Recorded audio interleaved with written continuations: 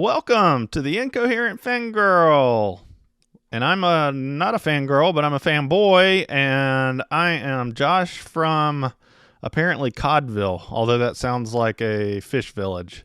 It does not sound like Call of Duty in any sort of way. However, I'm not a fangirl. I'm not even incoherent, I don't think. But here I am. Welcome to the Incoherent Fangirl, where we are getting hungry just thinking about talking to our guest this week. Oh my God, I'm Ugh. drooling. Yeah.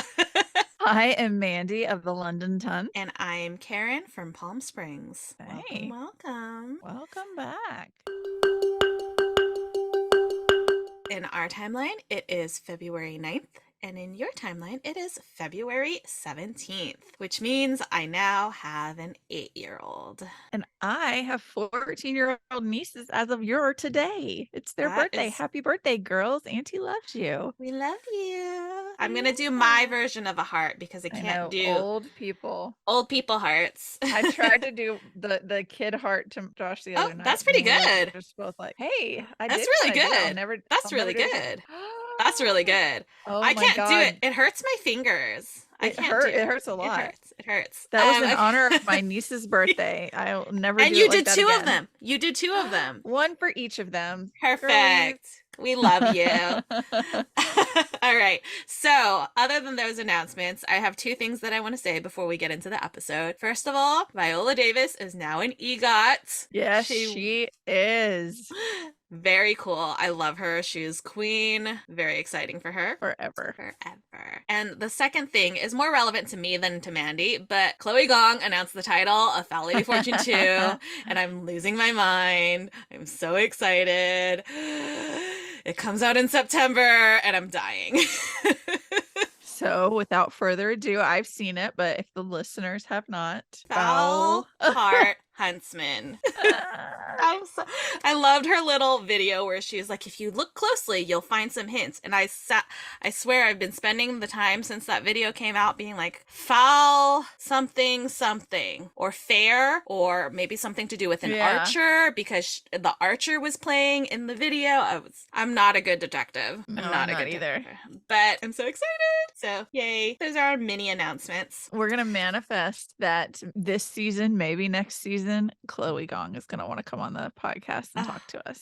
That would be Chloe, so we're waiting. Cool. We're waiting for you, Chloe. We would love to have you. We will. I'm willing to take off work and sleep all day so that I can be up in the middle of the night for us to record with you, since she's across the world from us. What are you talking about? She's in New York. Is she? Yeah. So she's just from New Zealand? Yeah, she lives in New York. Because it may have been not, longer back than I'm thinking, but like she was just posting like summer photos and like Southern Hemisphere summer photos. Yeah, she was there for a little vacation, but she lives in New York. Oh, okay. So, I was thinking she lived there and just traveled. That's how she hangs out with Alex and Dustin all the time. And Tashi. Okay, yeah. And I'm like, this little cute little group. They're in my time. All right, so Chloe. Yeah, they're in your time zone. 9:30 our time. Or if you need it earlier, I'll take a half day off and record earlier. It's fine. I took a whole day off to drive up to San Francisco and meet you. So like clearly I will do whatever it takes. Come on, Chloe. We're waiting. We want to talk to you.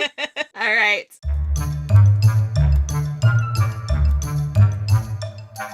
This week in fangirling. Tell me what you did, Mandy. I finally finished Promise Boys by Nick Brooks. Oh my God. Yay. Where we left off, my audiobook just cut off in the middle of a sentence, and that was very upsetting. I did finish the Kindle book because my audio file never worked after that. So I put it in my feedback for NetGalley so that they knew, that was an issue. It was so good. The person, I don't want to give away spoilers. It wasn't who I expected, but I wasn't incredibly surprised. And I don't mean that in a negative way. Right. It was kind of like, that makes sense. Yeah. Like you could see it after the fact. Like hindsight's 2020. Yeah. Okay. My only complaint is that you have a lot of buildup and then like the revelation is really fast and then it's the end of the book.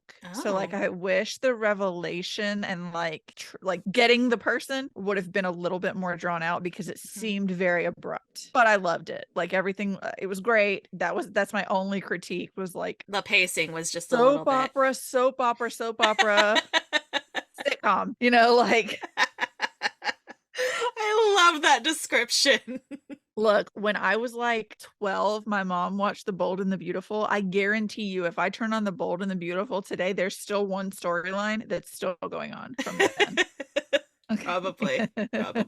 So yeah, that was really good. And then I should have brought it up here because I still have it, but I read Queen Bee by I think you pronounce it Amelie Howard. It's think so. Amalie. I think it's Amelie. It's an arc that my best friend got at Y'all Fest. So we went to the Joy Rev. They did like a little, I don't want to call it an opening, but they did like a little social thing where they had sweet treats, and David and Nicola Yoon talked about the imprint, which I don't know if I've talked about it on here before or not, but it is their new imprint that is focusing on stories, love stories and like YA romances about people of color, written by people of color. So because there's not anyone who like focuses on those stories and showcases them. So I snatched up Highly Suspicious and Unfairly Cute because I was just like the cover. I love the title. Yeah. And I so love it. and they were like one of each, which I mean everyone at Y'all Fest, Yeah. there was not a rule breaker in sight. So nobody was trying to like everybody was so nice. So, you know, everybody's just grabbing their one copy. And so we kind of got there and panicked because we're like, oh my God, they both look good. So I was like, I'm gonna go with this one. It seems cute. So she got Queen Bee, and so did my niece. It is like a Regency era kind of like Bridgerton-y story. Both of the main characters are described as like from Indianish descent. They're it doesn't ever specifically say where exactly, you know, in India they're from, but and I don't even know if it says where the male main character is from, like heritage wise, but they're people of color who are in London society, and it's about this girl who she's coming out in society, and her best friend, and this is like not a spoiler because it's the premise of the whole book, tells this massive lie that ruins her life. Like life ruining lies, and everyone believes her and sides with her, and this girl gets shipped off. Like main character gets shipped off. It's so bad. So she finds a way to come back, and she's got a different name and a different background, and she is dead set on revenge. She's going to become the Queen Bee. She's going to steal the prince and crush him, break his heart, and she's going to expose, you know, this terrible friend of hers, and not everything goes according to plan because it's a romance. Of course. She was such an interesting main character. She kind of makes you mad at some points because she'll give these like giant proclamations and then do the opposite of what she's like rooting herself for, but it's like she's also a teenager. I felt like the guy she was after is kind of insufferable at sometimes, and I just like, so a lot of times I was like, I'm rolling my eyes so far at this cheesehead, but he's very likable too, but sometimes it's just like, oh yeah, dude. But yeah, I really loved it. I loved the way that she described clothes in this is just next level. I think it would be a beautiful show, and similar to Lunar Love, it will leave you starving. This book is for sweets. She describes like sweets so well, and how much the main character enjoys sweets so well that I was like, I gotta go to the grocery store and get some brownie bite. I think I had like 6 Starbucks black and white hot chocolates while I was reading this book in the day I read it, because I was just like, I'm addicted. I've got to have more sugar. So yeah, it was really cute. I recommend it. And then I listened to The Sky Blues by Robbie Couch. I loved it. Karin gave me all the worms and fuzz. I know. Karin gave a recap week before last, I think it was, but just for anybody who missed that episode, it's about a boy, Sky, who is out at school, you know, who is going to propose to a boy he's not sure if he's straight or not, and the proposal gets leaked, and I don't want to say chaos ensues because it's not really chaos. Doesn't ensue, but it sets you down the path for what needed to happen for his life. Like it seemed like a devastating, embarrassing thing at the time, but it's the best thing that could have happened. Absolutely. At the same time. Yeah. So really freaking cute. I loved it. Okay, so next I read a HarperCollins title. I'm not gonna review it, but I do want to say one thing about it because I scoured the internet for this and couldn't find it. So yeah, Yeah. All I'm going to do is elaborate on a trigger warning. So I read A Song of Wraiths and Ruin. Once HarperCollins gets their heads out of their asses, I'll review it more in depth. But the very beginning of the book, there's a trigger warning. There's several, but one of them is for animal cruelty or animal death and animal death. And so I can't do it if it's a dog. Like I can't do it if it's a dog. So I'm Googling and just searching everywhere. I'm trying to go through Goodreads reviews without getting like plot spoilers. And I finally went to Instagram and like just searched for somebody who's read it and like posted about it. And I DM'd her and I was like, this is weird. I'm about to read this book and I need to know if it's a dog. And she was wonderful. She was so nice. She was like, it's been a couple of years now since I read it, but I would have DNF'd it if it was a dog and I didn't finish. I did finish. So I don't. So if you don't want to know anything about A Song of Wraiths and Ruin, skip ahead 30 seconds. The trigger warning for animal cruelty is a sacrifice of a horse. And it's kind of graphic and it's very sad because it doesn't exactly go as planned. And so the horse suffers a little bit longer than it needs to. And she talks about seeing like the pain in its eyes. Someone does come up immediately. And as soon as they realize what's going on, they immediately cut the horse's head off to stop the suffering. It was very difficult. I'm glad it wasn't a dog, but it's still hard. That's the only thing I put in my Goodreads review for now was my little piece about HarperCollins. It's not a dog. I elaborated. It's a horse. It's because some people's dogs may be horses. Yeah. So it is a horse scene. It's rough. Be prepared for that. And that's the only thing I'll say until HarperCollins gets better about being human beings.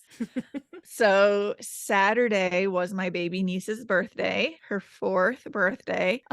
So we went to this place in town. Normally on her birthday, we do things with like mom and dad and big brother, auntie and uncle, grandma and grandpa, like the core family. Maybe, I think my nephew's mom was there. My brother-in-law's ex and my sister are good friends. It's weird. So she was there with her kids. Also, which we love her. that's good. Great. Yeah, it's great for the kids, It definitely just sounds weird when you say it does sound weird. I don't think it could be me. I'm too jealous for that. But we love her. Like she's great. That's not a slight at her at all. So we went to this complex that has like there's a skating rink and an arcade and laser tag and go-karts and putt and bowling, all kinds of stuff. And she always gets a sprinkle cupcake like for her birthday, and we got pizzas, and she skated, and she would like pick who was going to take her around because they have like a little walker thing for kids to where they can roll it around in front of them. And yeah, she got her gifts from her parents that day, and one of them was a Punzel dress, which is what we were trying to find at Disney. And like I'll send you the video. I'm not going to post it, but she like her little face, she goes, "Oh, Punzel dress."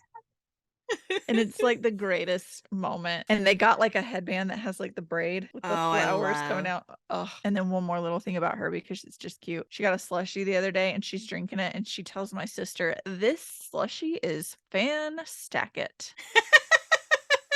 Fan-stack-it, folks. It is fan-stack-it. All right. Yeah. So then I watched some TV. Can you believe who am I? What? I've been listening to audiobooks, and at night work's been different lately, like rough. We're in a rough time of year. It always is rough this time of year. So I've been kind of just wanting to like turn something on and just like veg out before I go to sleep. So first I was watching, have you watched Easy Bake Battle? Yes, with Anthony, right? Yes. I love it. We've watched every episode. Yes. Okay. So I am a nut for a cooking show. Like I don't watch TV as much as I used to, but when I was like 8 years old, I was convinced I was going to marry Emeril Lagasse because I didn't think about the fact that he was like a 40-year-old man and I was 8. I was just like, that's what I want, is somebody who's going to cook like that for me every night. That's what I want to marry. I don't care if it's, Jonathan Taylor Thomas. You can have that. I want somebody who's going to cook. So yeah, I saw this. I love Anthony. So yeah, I've like binged through those. Yeah. They're so quick and they're so fun. Yeah. I loved it. And it made me, there was one episode where he was like, you're late getting home and you've got to have food for the big game or something. And somebody made like little crostini bites. Literally the next morning, I got not DoorDash, it's Instacart, to bring me like a big baguette and goat cheese. And all week I've been eating like, I'll put the crostini in the oven for 10 minutes and then I'll put goat cheese and drizzle it with honey. And then I have like pickles and some kind of fruit. God tier lunch. It's been so good. I love so it. Like, and then there was something else. It made me like make us like I did chicken sandwiches, but I got like the ciabatta bread and like cut them in half and toasted them and made this chicken in this crazy marinade. And I can't remember what sauces I made, but it was like way more than I would normally do because I'd been watching this show. Yeah. I And always then feel like I'm more powerful after watching baking or cooking Yes! shows. And I'm really not, but I think I am. It's like, well, they did it in 30 minutes. I can do something really fancy in 30 minutes. Yeah. And then so seeing Anthony, I was like, I have to go watch some Queer Eye. So I've been watching some Yes. episodes of Queer Eye. Always wonderful. And then last night I've like watched all of the episodes. And so I was like, meh, I'll try something else. And I'm just kind of going through the apps. I started watching Abbott Elementary. Oh, I want to watch it. I need to watch it. It is so funny. And there is one of the characters she's like a veteran teacher. It's Chessie from The Parent Trap, like the Lindsay Lohan Parent Trap. And I was like, I frantically, like, I'm hitting Josh in the arm and I'm like, oh my God. And he's like, I don't know who that is. Like, what are you I doing? have no idea.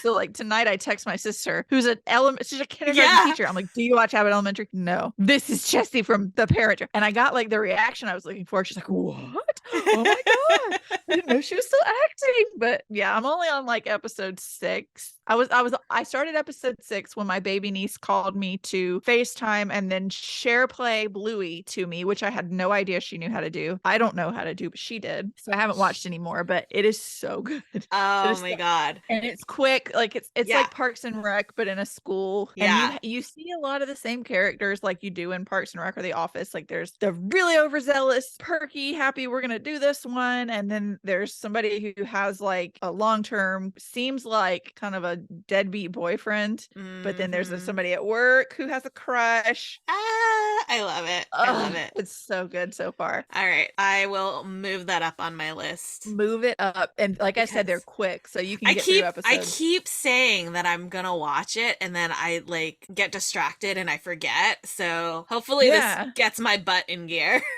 Yeah, the reason I've been wanting to watch it, and like I would have eventually, but the reason like when I saw it, I was like, oh, was because the Easy Cat from TikTok, I guess, is in LA this week, and he did the WB studio tour, which I did last time I was there, and we got to go through the set of Lucifer. Well, he said that now it's the Abbott Elementary, and he posted photos, and he was like, you can even see their little garden and this and that. Oh, that's so and cool. So I was like, okay, I want to watch that because I don't know, I like to see like the set and then like what they do with it. For sure. And that has been my week. I don't think there's anything else. Fun.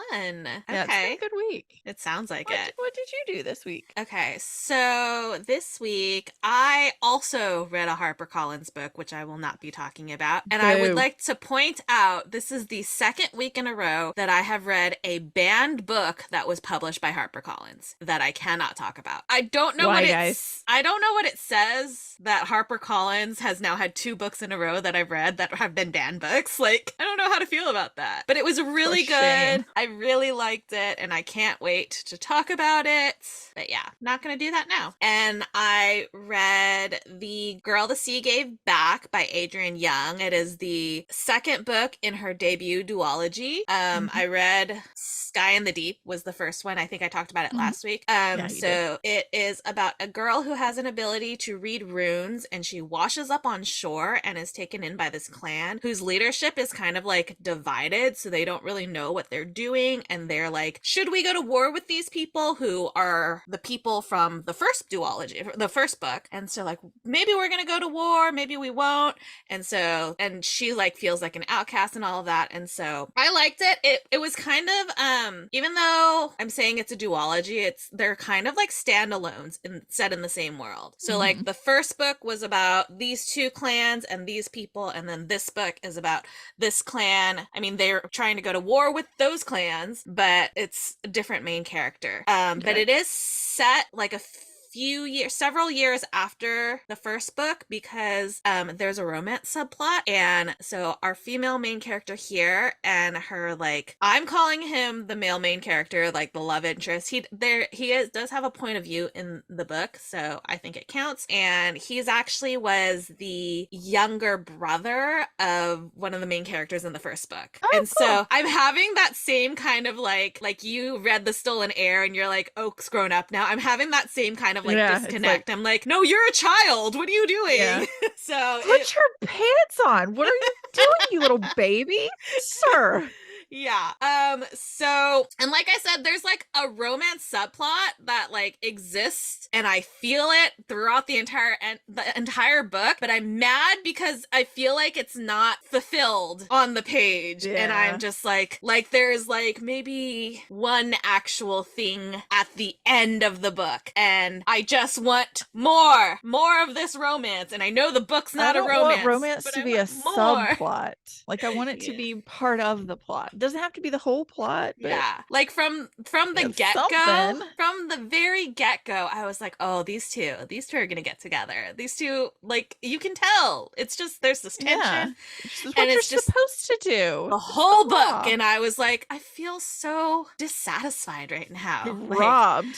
She robbed you. It was a really good book, other than that just one little point where I was just like, give me more romance. Yeah. So there was Make that. them kiss. This is a spoiler, but there is, so like skip ahead 20 seconds, but there is a single kiss, and it's like a chaste kiss, and I'm just like, yeah. I can't. So I can't I'm do like, it. Anyways, so that was that. It was good.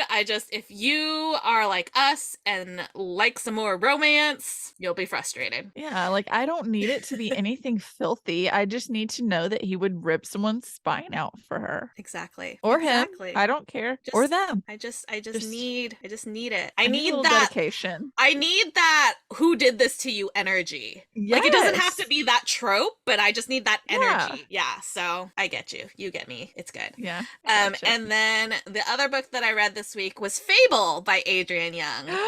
Oh, I'm so excited. I want to read it. It was so good. So Fable is the main character, obviously. She's left on an island by her father after her mother drowns, and she's spent the last 4 years surviving and earning money in order to buy her passage to get back to her father to prove that she can survive in his world, kind of thing. He's kind of like a pirate-esque, not like a pirate, but gives me those vibes. So, and he tells her, like, you weren't made for this world. And so she's like trying to prove, like, yeah, I am. I've survived the past 4 years. I've gotten back to you, kind of thing. Right. So that's what it's about. There was a surprise at the end that I didn't see coming, but I also did kind of see coming. And I don't know. I have like mixed feelings, but it's like a cliffhanger, and I'm like, I need to read Namesake now because I need to know what happened. I mean, obviously I already needed to read it, but like I desperately need to read it. I did, however, spend the whole book, and this is nothing to do with Adrian's writing or the story at all, but I spent the whole book because obviously we have Fable, Namesake, and Saint, which is a prequel. Saint is Fable's father, and so her dad is so hot. I know, but I look at him in my entire. He's so hot, but so also hot. that he looks like he's similar of age to Fable on the cover of the book. And so even though I know, because here, patrons, here you go. Yeah, there she is. They look like they're similar in age, right? So I was very like, because I've seen the cover, I was very disconnected. I'm like, how is he her father? Even though I know Saint is a prequel, like I'm like, all I can picture is that's Saint and that's Fable, and they're the same age, but he's her father. And so it confused my brain. Do you have the physical book of Saint? No, I need them though. Oh, that's I just gorgeous. opened it for the first time. Isn't that a beautiful map? That's a beautiful map. I love that. I was going to put it away and I saw it peeking out and I was like, wait a second, I've never looked at you. Beautiful. I need to give you your moment. I love that. Yeah, I'm gonna get. I love how Dad is so hot. Sorry. I know. He's so hot. But yeah, like I spent the whole book trying to wrap my head around the fact that that's her father and that's her. And I'm like, I know that's a prequel, but my brain can't process it. I knew like, it was a prequel, and I just assumed it was like her love interest or something before she met them. Like, yeah, it's very, and oh, it's not a spoiler because it's like literally in the very first chapter, like you find out, you know, Saint's her father, but I'm just like, I was thrown the whole time because I've seen the covers, so I'm like, no, they're the same age, but they're not because he's her father. So yeah, I pulled my a brain. Karin with these. They're I bought the whole series before. I mean, they're too pretty. They're so pretty though. That was it. Like I needed them to like be on look, my shelf. yeah, Fable and Namesake together look just so good. They look my so desk were like where I work during the day, since I work from home all but one day a week. I have like a desk set up and it faces like my window and my bookshelves and like the crack between two of my monitors. Every now and then I'll see Fable. Like I love it. Pick me up. I love it. It's so good. It's so good. I can't wait to read. Maybe I'll try to get to it this week. Yeah, I can't wait to read Namesake. I'm so excited. It was so good. So that is what I read. I only read 3 books this week, which is very shocking.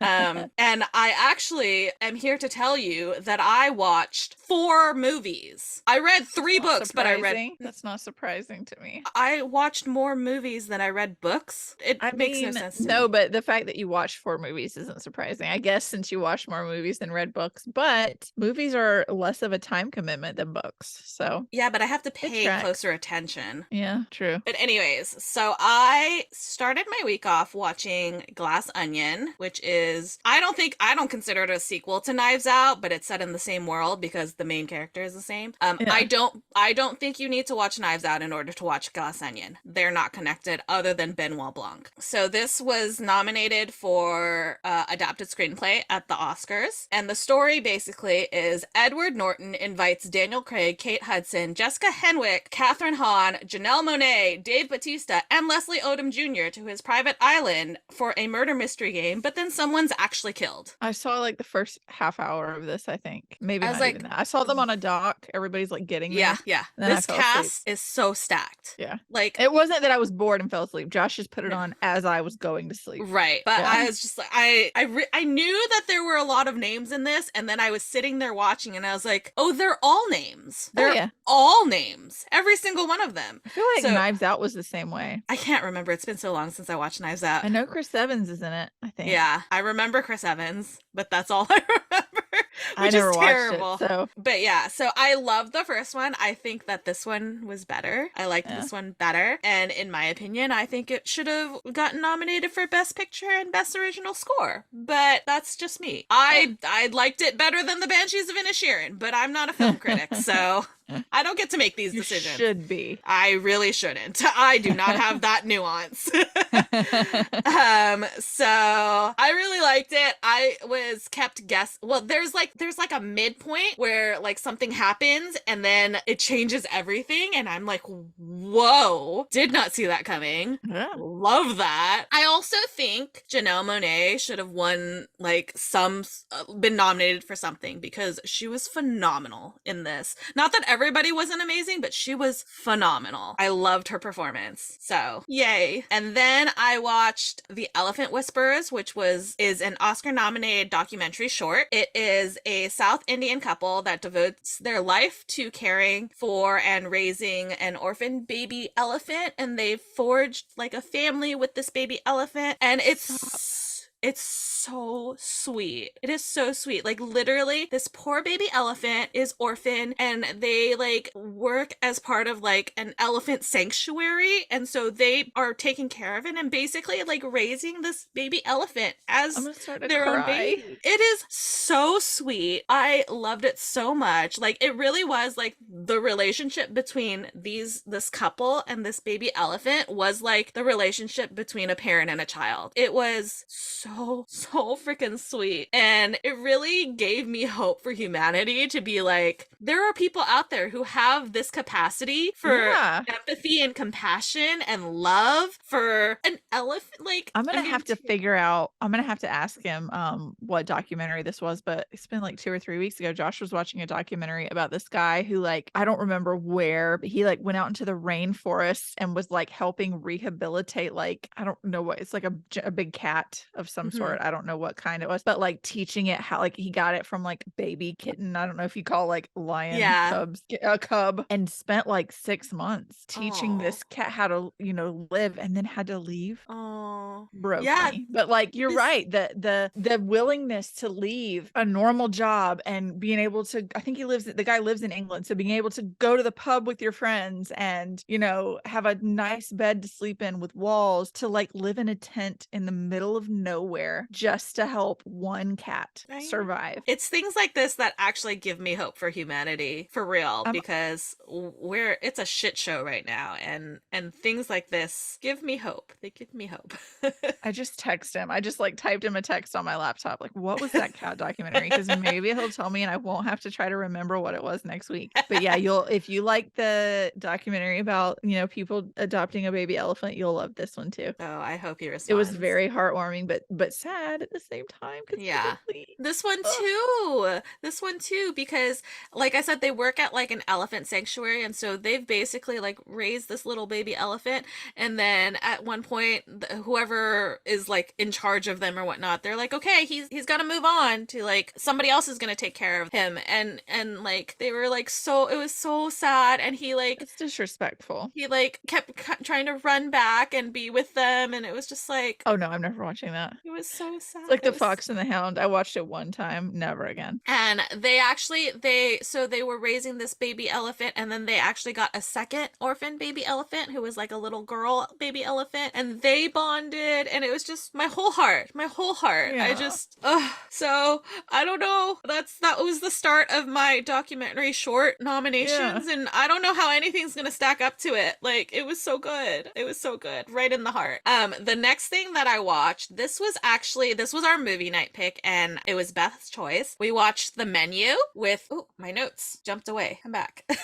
So The Menu is Anya Taylor-Joy and Nicholas Hoult traveling to a private island that is basically just a restaurant that the head chef is Voldemort, and it's Ralph Fiennes, and he's just super fucking intense. I was thinking it was like crazy, like no, it's just like it's just like literally terrible boss or terrible person, you know. It's just literally Ralph Fiennes. Yeah, and he's like super fucking intense, and it's a horror movie, and so obviously shit happens, and I'm not usually a horror movie kind of person, but this was it towed the line between being like too much horror and just enough to where I was like, okay, right, I enjoyed myself, but it's definitely bloody. I wrote down, there are only 3 scenes that I can like really remember that are pretty bloody, but it's very, very clear when the blood is about to happen. So if somebody if somebody were to watch this and they are squeamish, like, you're gonna know that something bloody is about to happen, so you can like look away for a bit. That's why I was able to watch The Walking Dead, because like you see a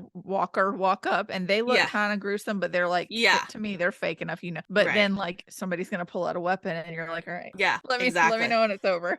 So it definitely a possibility to watch. Even if you're squeamish, you will know when to look away. And I said, I can only remember 3 scenes that are like bloody, so there's that. Nicholas Hoult, who I do love, was a complete douchebag in this movie. Like a complete douchebag, and that was just his character, and I wanted to reach through the screen and strangle him. Ugh, like the worst. But the worst, Burr. Literally. But the entire movie was so well acted. Like, it was so well done. Everybody was so good, and it was like chaotic and scary. Like, if I was in their shoes, it'd be scary, but like watching it isn't scary. Like, it's not a scary movie scary. Right. So it was really good. I really enjoyed it.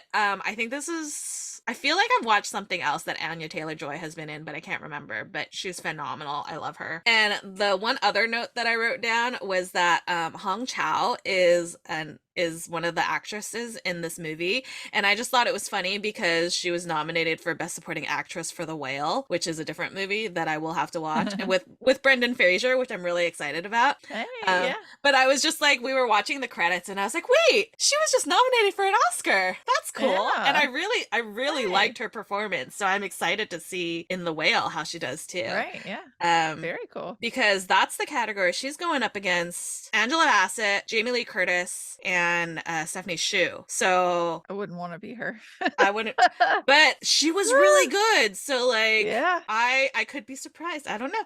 I mean, those are some good performances. Those are so some heavy hitters, yeah. yeah. So, but if she did anything like she did in this movie, she definitely She is is a in the running contender. for sure. And then the last thing I watched was Palm Springs because Robbie kept talking about it, and I was like, I actually haven't seen it, and I kept wanting to watch it, so I'm gonna watch it. I have some time. I'm gonna put it on. Andy Samberg and Kristen Milioti, aka the mother from How I Met Your Mother, which is how I will always know her. Yep. They get stuck in a time loop on the day of her sister's wedding, and it was very good. I really enjoyed it. They are an excellent comedic pairing. They're so funny, and I really liked the fact that you, like, with time loop stories, I always feel like you're not always sure how they get stuck in the time loop kind of thing. In this one, you are 100% sure. You know exactly how they get into the time loop, and you know why they're in the time loop and how it works, like right from the get-go. So yes, there was let's see, what did I write? There was character growth and motivations behind whether they wanted to or didn't want to get out of the time loop are like peeled away very slowly like an onion, and it's like so well done. Yeah. And I really liked it. And special shout out to J.K. Simmons, who is also in this movie and also fucking hilarious. Okay, you mean what's his name from Spider-Man? J. Jonah Jameson. J. Jonah Jameson, yeah. Yeah, him. He doesn't matter what he is. He's J.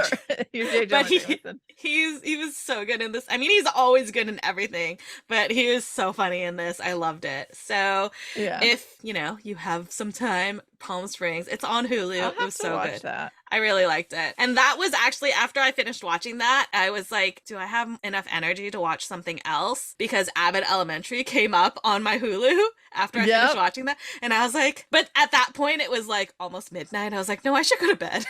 I gotta go to bed. It's time. I should go to sleep.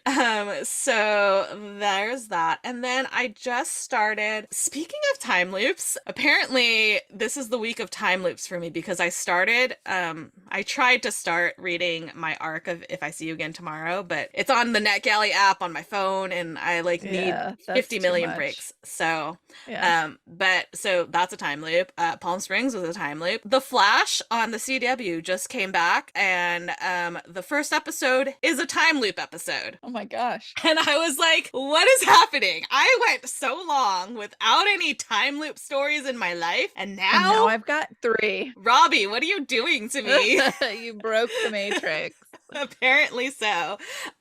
So that was interesting. And then Kung Fu just came back for the second half of season 3, and I have recently followed like most of the principal actors from the show on Instagram, and I am obsessed with these people. They are like the best of friends. They hang out all the freaking time. Like, they went to a Backstreet Boys concert together. They went to a Clippers game together. I'm just like, I wish I had people I worked with that I liked that much. You wanted to go hang out with after. Right. Like, you work. spend 12 hours a day with these people, and then you go and hang out with them then more you wanna afterwards. go do the fun stuff too. Like, I love that. And it really, I think that's why the show is so, like, it's so good. It's so, like, you can tell they're a family for real zoos. Yeah. And it makes me so happy, and I'm loving it. I love this show so much. I love it so much.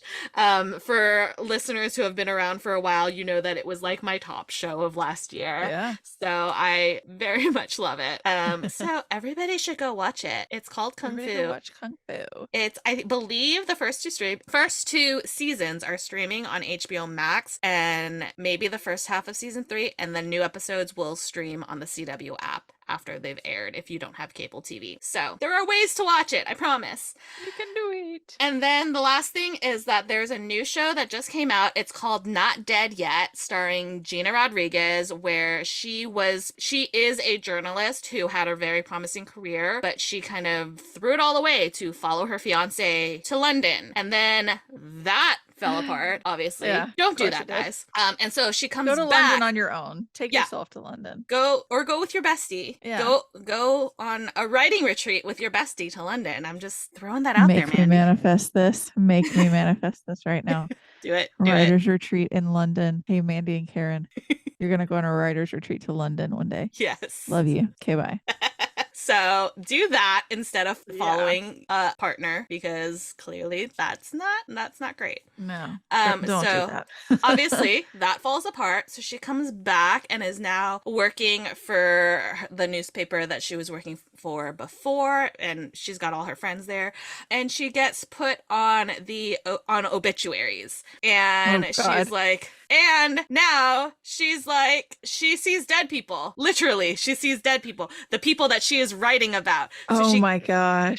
She gets like an assignment to write an obituary, and that dead person comes to her. And so she has to like, and she's like, what is happening? But it turns out like she's able to, because they're kind of just stuck in her life, she learns a lot about them. And when she writes the obituaries, they feel like she knew the person, and their families can get closure. Heartfelt. Yeah, and their families can get closure, and so that's how they move on.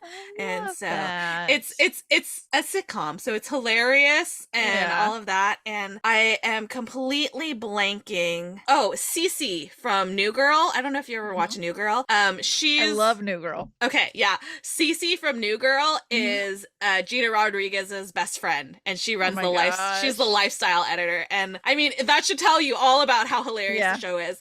And there's that one girl, I don't know her name because I didn't watch the show. Oh my god, Superstore on NBC. Yes, that I watched Superstore. Yeah, that one girl who was, oh god, like the manager or the assistant manager. Yeah, the like neurotic Nina? one. Yeah, I know who you're talking about. She's like blonde and right? I can't remember. But she's like thinking of the one who's like very serious about the rules like all the time. Like, follow the rules. Yeah, her. Yeah, she's the owner, or she's the owner of the newspaper. And so oh my gosh. It's so funny. It just aired like last night, and there were 2 episodes, like special two episodes, and it was so good. It was so funny.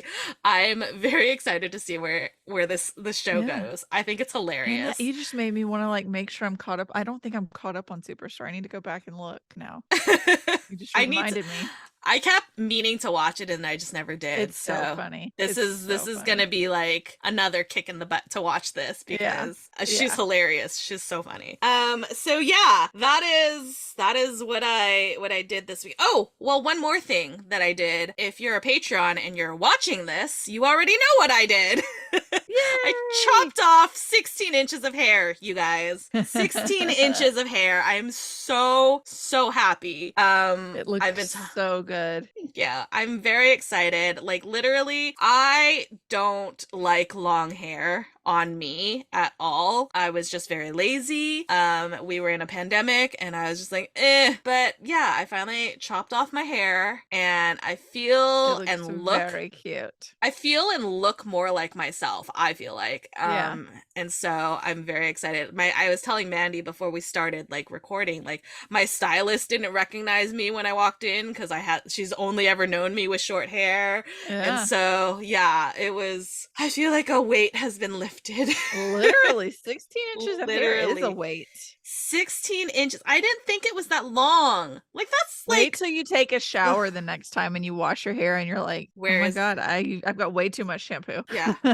I run my hands through my hair all the time, and so I've been doing that. You're like, I'm like, wait, where's the "Where's the rest of it? ends?" Where? Oh, that's it. That's it. So Yeah. I'm gonna be freaking out about that for a little while, but I'm so happy. Takes some getting used to. Yeah, but I was telling my stylist, I'm like, 6 months, yell at me, please, because I cannot do this again. I cannot do this again. Please, just yell at me, like text me, come in here. text me, Instagram, whatever you have to do to make me come in, because I cannot do this I again. don't care. Whatever it takes. Whatever it takes. Come drag me out of my house. Like, I don't care. I cannot have it get this long again. Literally, it gets in the way. Like, I would put my purse on my shoulder and like it would catch on my hair and I'm like struggling. It's terrible. I can't. My hair hasn't been that long in a while, but before I cut it, like the last time I cut it, seriously, I would roll over in my sleep and Josh would be laying on it. Oh no. So I'd be like, ah. Oh no. You get like jerked back by the hair. Like, oh yeah. it's terrible. No, yeah. I'm so happy that it's gone. Yeah. So happy. So that was my week. I looked it up because I think he's probably asleep downstairs. The cat documentary is Amazon Prime. It's called Wildcat. And I do, now that I'm like remembering things he told me about it, I need to give a trigger warning. It's real world, like real life. It's a documentary, mostly unscripted. I'm sure they redid a thing or two. But apparently before I sat down and, kind of got into it with him, this guy had another cat and he's out running with the cat or doing something, and somebody had set up some sort of something that made, I don't know if it was a gun or something, shoot, and it shot his cat right in front of him. And the cat dies. And so this cat that Wildcat is focused on, or the part that I saw, is like his redemption. Like, I have to see this animal through, to get to that level of being able to survive on its own. So, and I mean, Josh is not heartless, so he was like, it was hard. It was hard. Yeah. It was hard to watch. But like at the end, I don't want to give away too much, but they're like, I always love this when like nature documentaries do this. It's seen later, like even after he leaves, it's like, oh, he was spotted on a trail cam and we knew it was him because of these markings. So good.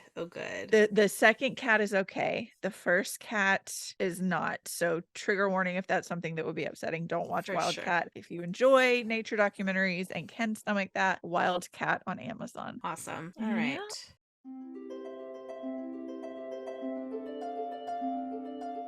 Who is your fictional boyfriend of the week? So right before we started recording, I had a panic attack because I was like, I don't have a boyfriend.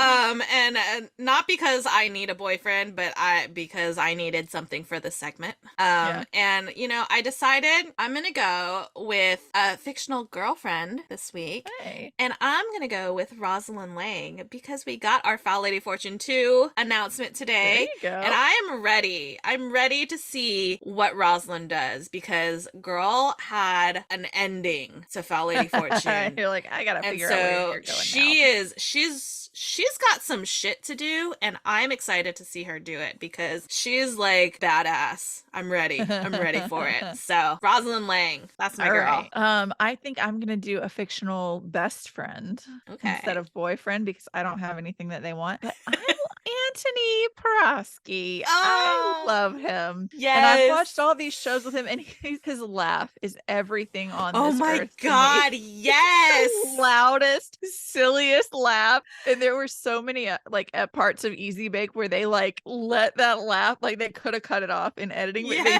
didn't. And so they're like panning over, or they're in somebody's food and his laugh is still going, and it's like heartwarming. It's the best thing I've ever heard. Yes. I love his laugh. I love him so much. I want to get his cookbook. I know. I want to get his cookbook because I imagine that's going to be really, really excellent. I love him. Yeah. Love him so much.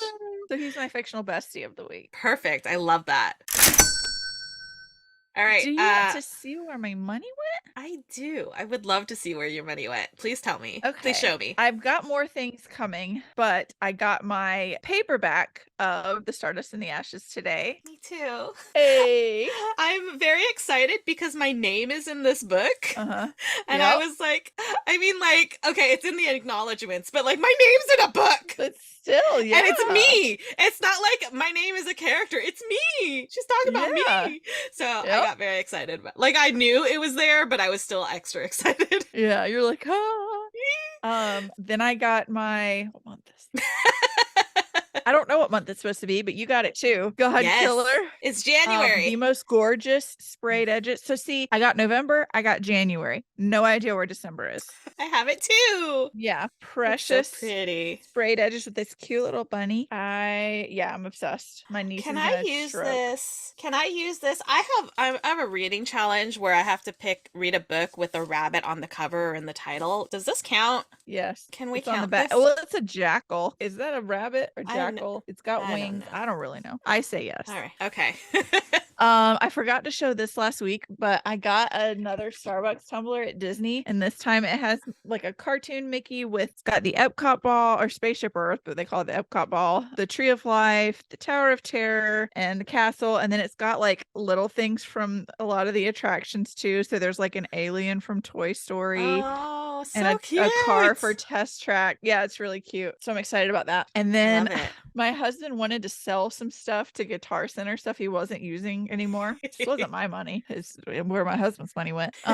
So we Same go in Guitar difference. Center and he's like, I'm gonna sell this little, I don't know. And they were like, well, you get a little more bang for your buck if you like trade in instead of, or if you like get merchandise instead of a check. And so he was like, go look at microphones. So I've got a fancy new microphone with like an arm Yeah. on it. He's got some headphones too, but I was like, I don't really need those. I got my AirPods. Yeah, that he also got you. He's Yeah, got well- your entire setup. Like literally your headphones, your microphone. Isn't your laptop from him? Yeah, my laptop is his old one. Most of the books he bought. The light. I got a light now, patrons. I don't know if you can even see it up there. Yeah, I'm married to a videographer. Okay, Yeah. so like he's like, I love I was it. like, I just need a little bit of lighting, and he was like, sit right there, don't move. Then he went downstairs and I could hear him rummaging. And he came back with like a whole light set up and he sent me, he was like, in case I'm asleep, these are the settings. Oh my This is God. what you do with your light. And he took a photo of me last night, like where I'm sitting, so I could see where everything was positioned. Oh my So God. sweet. I love him. So I got a love little him. bit of a new microphone set up. We're gonna see if I sound any better. See if I sound any different. But yeah, that's where our money went this week. It was Perfect. funny because I was like, you don't have to do this. Like, Yeah. you can get a check for some cash or get like some stuff you want. He still got money back because the thing he sold was worth a lot. But he was like, no, this is fine. I didn't really think it was bad. I still don't think it was bad, but he like died that I spent $20 on a microphone. He was like, this because he's a snob. Yeah. Because he's a videographer who's like tries to work, like pitching a TV show. So he's like trying to get like super fancy stuff. And I was over here with my little Target microphone, which I think is fine. Yeah, He's just a snob. I got the little tiny Target microphone. I got my little Target ring light and my little adapter thingy so I can plug shit Yeah. into, because MacBooks don't have a USB port. It's the most despicable thing they've ever done. It's so rude. I fucking hate it. Not a single USB. No, Really? no, so rude. But anyways, Selfish, rude, inconsiderate. Shame on you, Apple. shame on you. Where did your money go? Okay, so last week I showed off some of my Kimchi Creative Niffler pins. I got a couple more things from her. Okay. We've got this little, it's hard to see, but it's a little What's like that? it looks like a little what are those little poofy guys from Pygmy Puff. Pygmy Puff. So it's a little Pygmy Puff and it's a like little, it's a little. it's a little Pygmy Puff, but the Niffler is like dressed like Indiana Jones. So he's like running with instead of carrying like here he looks naked. I know it's hard to see. I see but it. they're- Yes, it's hat. Yeah, right. So it's so cute. I love it. And then I got a couple of little stickies, the little niffler with the snitch. Aw. And then I ordered one of these, and then she messaged me. She's like, I'm so sorry. It's sold out. I don't have any more. I'll just refund you. And then I was like, oh, it's not a big deal. No worries. And then she messaged me again. She's like, I found two. I'm sending them both to you. Look at Oh my gosh, Niffler with they're snitches. So cute. cute. I'm obsessed. They're so teeny tiny and adorable. I love them. Precious. So that is from Kimchi Creative. I, for some reason, did not, even though I wrote it on my list, I didn't bring them to my table, but I got 100% off, did a like part 2 of the Black Panther Wakanda Forever release. So there was a limited edition Black Panther with our new Black Panther, and then a Midnight Suns Okoye, or not Midnight Suns, you know what I mean. Yeah. The other outfit with Okoye. Yeah. And then they did a special Valentine's Day one where it was She-Hulk and Daredevil with kissy faces. Stop. It's so cute. They have like little kissy hearts, like the little emoji kiss Oh with the heart. God. It's so cute. I'll post pictures of it because I forgot to I grab need them. to see this. They're so cute. And then I already showed you, but I've said this before on the podcast, but I will go on to Mercari and just search Chloe Gong just for funsies. Yeah. Well, it paid off this time because I got the journal. Oh, it's upside down. It's so pretty. I was like, that's not the journal you sent me. This is the 'Cause it was journal. the back of it. Yes. So Simon Teen, when they sent out the ARCs, the ARCs came in a slipcase. It came with a letter and it came with this journal. And I never thought that I would have it, but here it is. And it's so cool. So it's got little card slots. Oh. And then there's like journal and then some blank Holy pages. Now. And then a little, it's I like, thought it was just like journal pages. Like I didn't know I it did had all too. that fancy stuff. I did too, because I'd never seen the inside until I got one. And now I can add that to my list and it's so pretty. That I'm is so really happy. cool. So, stalking your favorite author on Mercari apparently pays off. Apparently pays off. So I got that. And then I didn't grab it. I thought I grabbed all the books that I got, but I didn't grab it. So I left it over there. So last week I said that I got Red Tigress with my Penguin Random House rewards. I lied. I actually got Blood Air because I got Red Tigress from Book Outlet while it was on sale and I had a $5 off coupon. So I basically got free shipping and the book for $5. Hey. So I got Red Tigress. It came in the mail. I just put it with Crimson Rain and I forgot to grab it. But it's here. It's pretty. I'm so excited. I'm just waiting. I love how I went backwards because I bought book 3 first, then I got book 2, and now I'm just waiting for book 1 to show up. But I got it from Penguin Random House's website and they said it's on back order, so I just have to wait for that to show up, which is fine. It was free, so I'm not complaining. I'm not gonna fist fight you about it. Yeah. Yeah, and then let's see. Okay, so already showed off God Killer. Already talked about Stardust in the Ashes. I have 2 more books. One is a birthday present that was a pre-order when it was ordered for my birthday. So it just published, so it just arrived. Winter Soldier.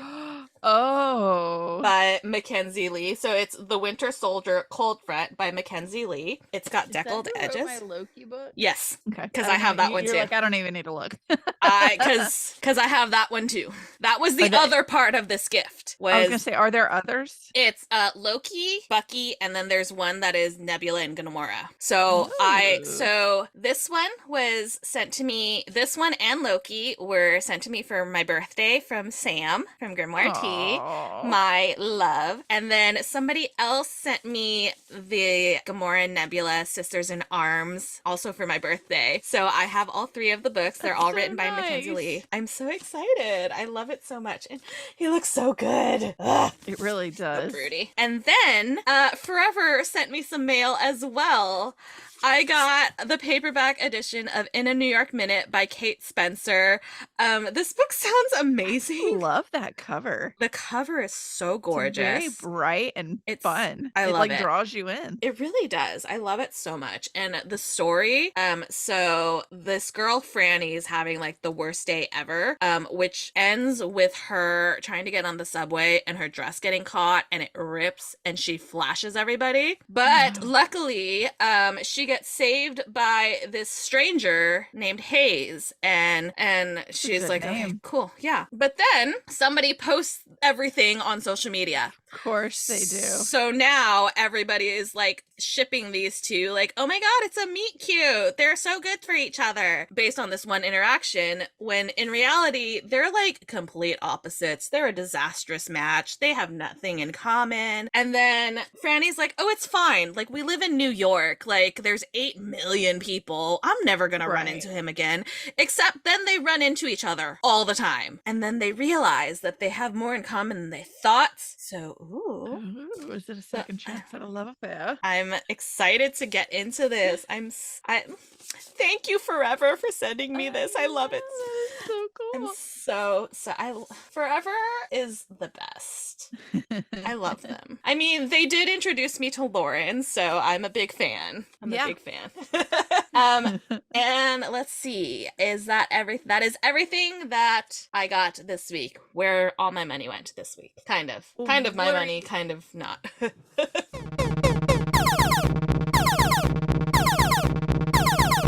That sound means we have an intruder alert. An intruder!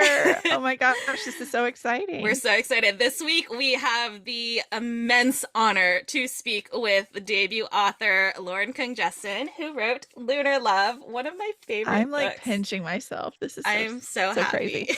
Thank you so much for joining us, Lauren. Thank you for having me. I'm so excited to be here. All right. So we have talked about Lunar Love on the podcast because we both love it so much. But just in case somebody hasn't heard about it, give us the elevator pitch. Like, pitch Lunar Love to us. Sure. So Lunar Love is my debut romantic comedy about 2 Chinese zodiac matchmakers who have very different approaches to how they help people find love. One is more traditional, and that's Olivia, and she's taking over her Popo's Chinese zodiac matchmaking business. And in Chinese, Popo means maternal grandmother. And she's up against someone who has a more modern approach. And this is LA's most eligible bachelor, Bennett O'Brien. And he is developing a dating app based on the Chinese zodiac. So the two go head to head in competition, and they make a bet using their respective methods to pair each other up on dates. And whoever falls in love first loses. It's so good. What Lauren doesn't mention here is that you're going to starve to death while you're reading this book.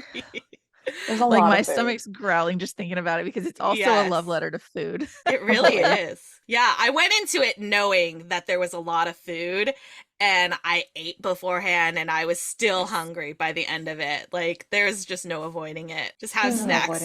Just have snacks while you're reading, because that's all you need. Yes. But there are recipes. So like I have my nieces here with me half of the time while their dad travels for work, and I showed one of them the recipes for your dumplings, and she was like, oh my god, we're making these. They'll come back to me next week and they're like, we're making dumplings. Yes. So they're so fun to make together. I can't wait. I'm so excited. They're so much fun. I literally, one of my nieces had her birthday party this past weekend, and there were dumplings, and I was just like, where's Lauren? We need to eat together. We do. We need to go to get dumplings together. Yes. Hopefully when are you coming to Steamy Lit Con? I am. I'm trying to be down there that weekend. So Yay. Maybe we can make that happen. That would be so much hope fun. So. Yes. So many people are going. It'll be fun. You can see all of your faves. I know. I'm very excited. There's so many people. So yay. So how are you feeling? Like, Lunar Love's been out for about a month. How does it feel? You've got so many great reviews. It was book of the month in January. Like, Emily Henry was holding your book. Yeah, I saw that today. Totally wild. I know tomorrow is the 10th, and it's like, it's a month tomorrow. Yep. And so it's just wild that it's out. It's wild that it's been a month. The book of the month in January was a huge honor. It was really exciting to see Emily Henry holding the book. I loved when you messaged me, because I was like, I know, it's wild. I screamed. I saw it and I was like, oh my God. I think my whole body went numb. I was like, is this happening? It was really cool to see it. I bet. I bet. Yeah. So this isn't really a question, but a formal request. I need a Okay. book about her popo's life. Oh, Like, Yeah. I love it. I want to go with her on like her journey and like starting Lunar Love and like That Totally. sounds like I Yeah, need so like the much more fun. of prequel. her. Yeah, I need more of her. She's amazing. She had an amazing life. Completely. I agree. She deserves her own book. She really We does. need more of Yeah. her. Yeah, Yeah. so Yeah. formal request right Okay. here. Okay.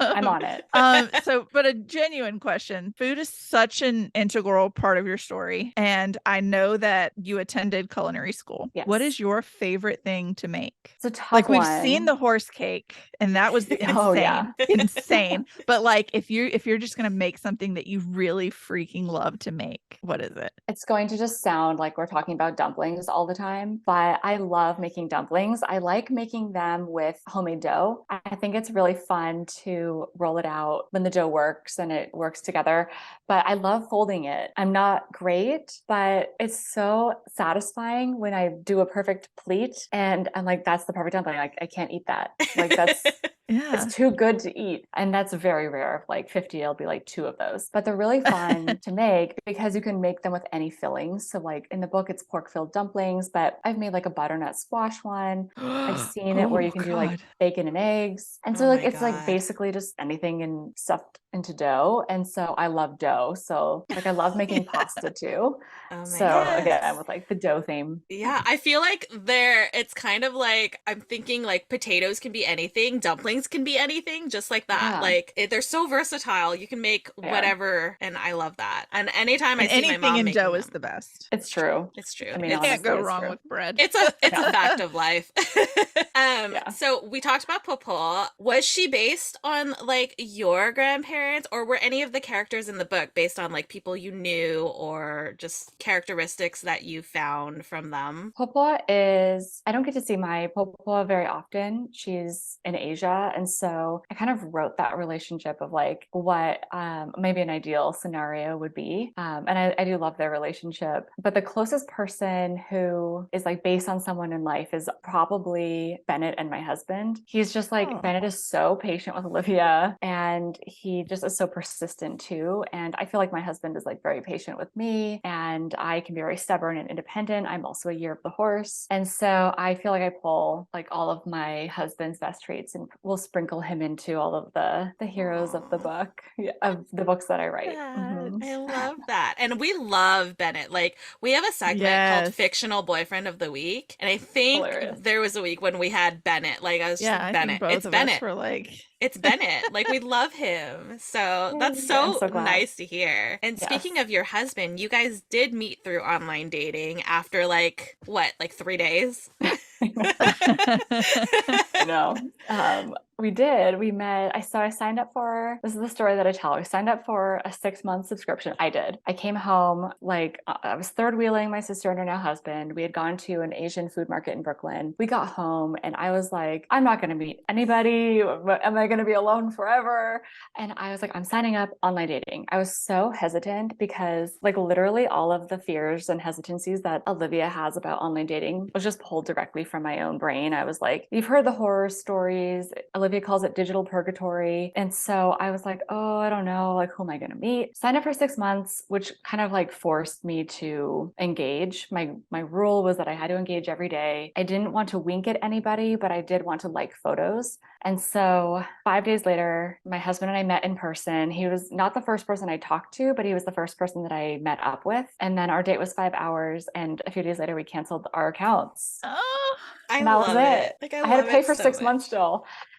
oh no. But you know what? You No still won returns. in that situation. I You did. still It won. was worth it. So Yeah. I love So- hearing that story. Like, I've heard it a Yeah. few times, but I know. I love hearing it, and I wanted our listeners to be able to hear it because Yes. it's just like, I am a single person. I've done online dating, and so I'm just like, I'm done. So I love hearing your story because it just makes me happy.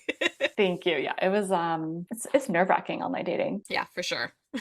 Yeah. Speaking of you and your husband, are you compatible via the Chinese zodiac? We are not compatible. He is Oh. the snake. He's a year of the snake. We're both which- snakes. You're both snakes. Yeah.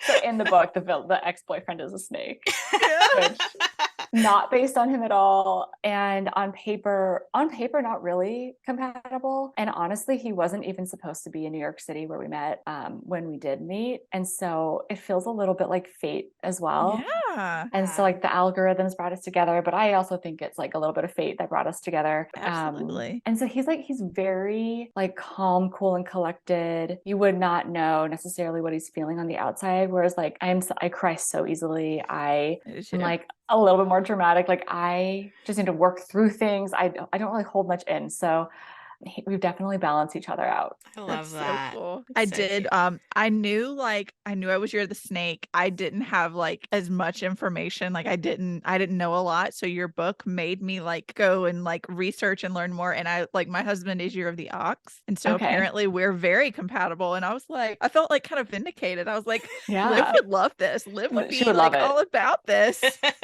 And Bennett would roll his eyes and be like, oh, or you could just be compatible without being compatible. Like that works too. Totally. I Completely. love- So what made you want to write a book about like matchmakers specifically? Did you have like any experience with someone like trying to matchmake or just kind of came to you? Yeah, like I have not ever done in-person matchmaking and I've never even been set up by people. It was purely online dating that I had met my husband. And like any other time, it was like because you were close proximity to people. But I just found the idea of compatible matchmaking really interesting, that there's this whole belief system around the Chinese zodiac and matchmakers would pair people together based on their compatible traits. And thinking about that versus like online dating where you're setting your preferences for people, like you can literally set preferences. It's not as like, it depends what platform you use of how in depth that goes and what the angle is, but just setting those two against each other felt like a really fun romantic comedy setting. And then enemies to lovers, opposites attract was all like really fun. And then I love You've Got Mail, and it kind of had those vibes of like Yes. Joe Fox coming in with a big bookstore against Kathleen Kelly's family-owned bookstore, right? Like her mom used to run it. And so that was just like, I love nostalgia, like nostalgic romantic comedies. It's what I grew up on, the 1990s, 2000s movies. And I just love the cozy feel of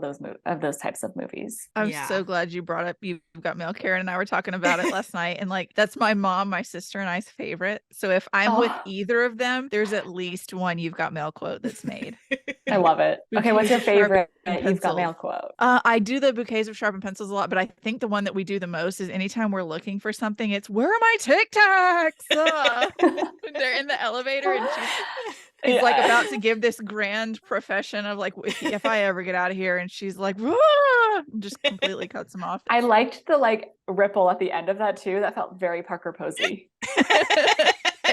You. She's had years of practice. I've been doing this literally since it came out. Yeah. And then FOX. Like when she's making fun of him. Oh, and also good. Caviar is a garnish. What is that? What are you doing? One of my favorites, yes. What's yours? I like I did these like memes where I like pulled You've Got Mail quotes and like switched in lunar love. Like when the lady walks in and she's like, what are you girls talking about? And they're like, cyber sex. I like changed it to lunar love is read now for the weekend. Yes. I love it. As long as she was like in the movie theater and she's like, I went to get a manicure and I forgot to vote. And to the guy, and he's like, it's him. He's like this political journalist. Oh, I love it. I always think of him if we can't get somebody to respond or we're like trying to get off the phone. Thank you, ladies and gentlemen. That's another one we do a lot. Nice. Thank you. Yep. Oh my gosh, I'm gonna have to watch it again. Me too, actually. Me too. In like 3 months. I haven't seen it in a while. I'm due for a rewatch. Yeah. Oh my god, I love it. Okay, so back to Lunar Love. Olivia and Bennett go on several dates, not with each other, but they go on, well, kind of. They go on several dates throughout the book. Did you have a favorite one that you wrote, or was there one that you like thought up that you tried to put in that didn't make the cut? Or they were all so fun. Like, what was your favorite? So it was fun to write because I didn't want everyone just sitting around at like a restaurant and eating or drinking coffee. And we were in LA, so it's like one of the best cities for doing things. You can be outside in the winter, and there's a lot of like great locations. And I think that adds to a lot of dynamic interactions. I think I love the baseball game a lot. It's tough because the food festival is fun, and the boat I had feel like I had a lot of like fun metaphors. But the baseball game is fun because they're like supervising each other on these dates. He's like, well, you supervise me, I'm going to supervise you. And they're like spending a lot of time together because they are like, that's when you really feel the pull of them wanting to be together. And then you have like, it's not really even about baseball at all. There's like very few references to baseball, but there's food and there's, I feel like So fun dialogue. Yeah. Yeah. It as a Bay Area native, it hurt me a little bit. Like we've talked about this, like Yes. it hurt me a little bit because they were at Dodgers Stadium and I was Yeah. just like, but you know, it's LA, so I get it. I was just like, It's true. just I'm gonna power through it. Yes. Good job. Power through. You did No, it. but it was a very I loved it because there is always so much good food at baseball games, but you Oh. also have to like stand in line forever. And so I Totally. loved how that date panned out with like Mhm. the supervision, and it's so cute. And There- I have one of our friends has a book coming out, and she describes her like couple, they're like idiots to lovers. And I feel like at times Yeah. Olivia and Bennett can be kind of idiots too. Like clearly you guys are, it's you two, Right. not other There's people. something. There's something there. And so Totally. I'm just like, guys, come on, let's do this. Yeah, There's exactly. something. So, would you ever like? I hope you plan to write more.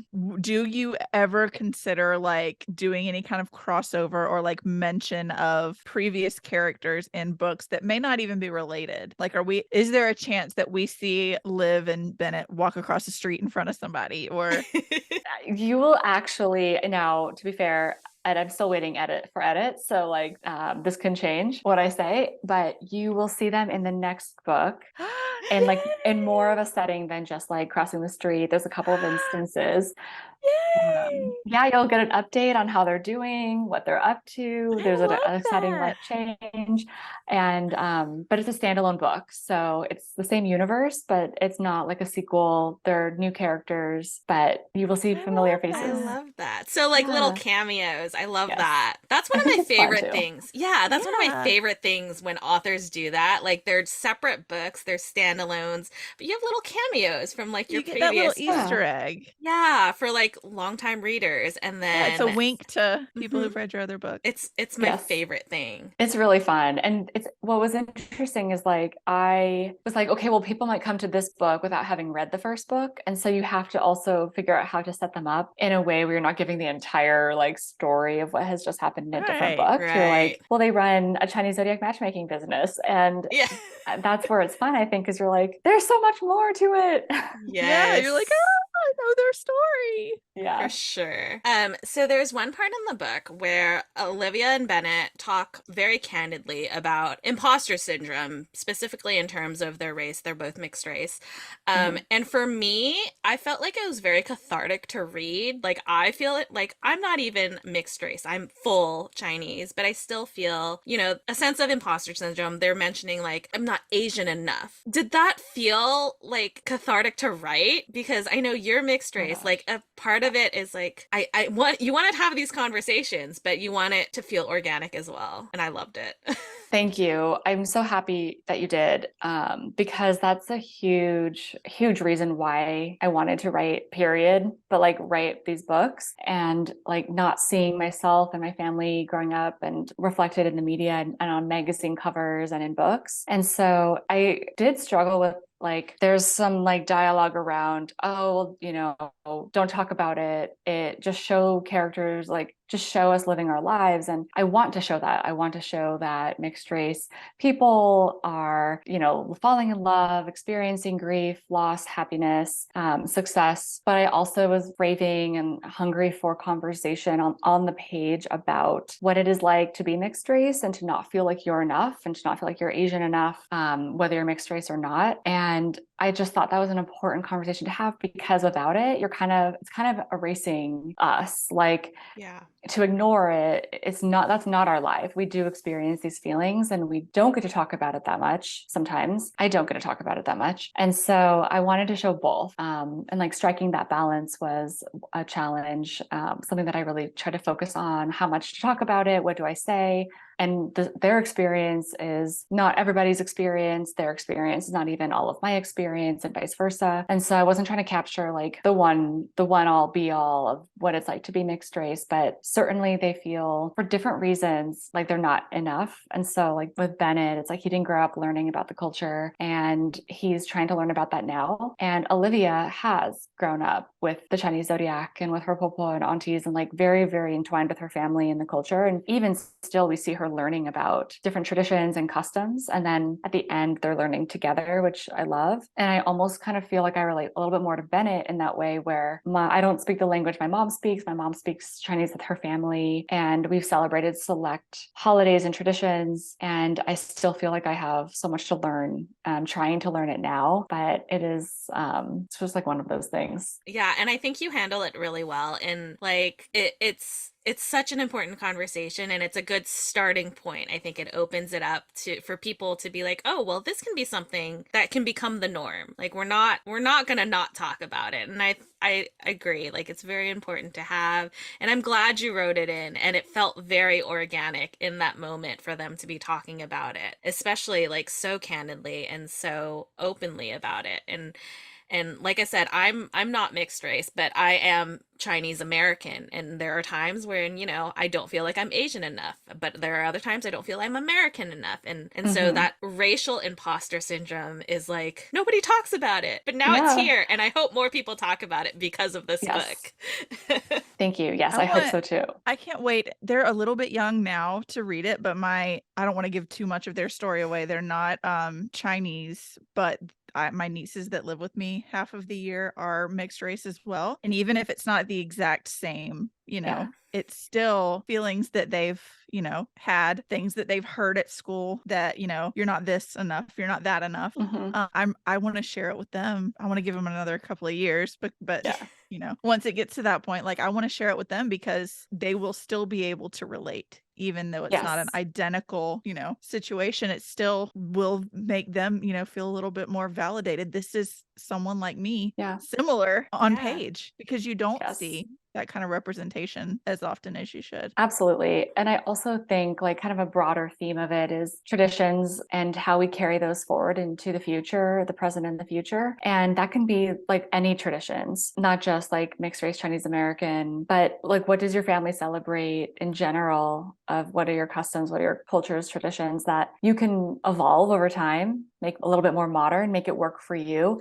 One of the this is like not really even about like culture, but there was an article out recently this year, and like we didn't go anywhere for the holidays, and we actually are kind of like, how do we want to handle the holidays going forward? Because we don't have children, and so we're like, do we always have to go outside of our house to go see family? And what do we want to celebrate? What foods do we want to eat? So like for the past couple of Thanksgivings, my husband and I have eaten Peking duck for Thanksgiving, and like I didn't grow up doing that. We created our own traditions, and so it's really just like trying to start a dialogue around what's important to us, what do we want to celebrate, and how do we want to carry that forward. Yeah. And I hope I want to put this out there. I want Lauren to be like the trendsetter here, where we're gonna start seeing more stories like this, with more conversations like this, so that Mandy's nieces, like my daughter, can have this as they grow up, so they don't feel as unseen as some of us have felt. So I'm throwing it out there. Lauren's the trendsetter, guys. We're manifesting this. Everybody's gonna be we're on this train now. Perfect. I love it. So as I mentioned, this is a little fun question. As I mentioned, we have a segment on the show called Fictional Boyfriend of the Week. You're stealing my question right now. Well, you paused, so it's your own fault. She's fired. So it doesn't have to be a boyfriend. We just were playing off of like the book boyfriend idea. But do you have any fictional characters, love interests, best friends that are like your top 3? Somebody you just Oh my gosh. you love. Everybody should read this character. Oh my And gosh. it doesn't this have is to be hard. read like a TV. It could Yeah, be TV. it could be TV, movie, yeah. just fictional. Some Like, fictional literally- person. okay, ours this week. Mine was Anthony from Queer Eye is my fictional best friend of the week, and Karen's. Mine is Rosalind Lang from Foul Lady Fortune because I'm so obsessed with her.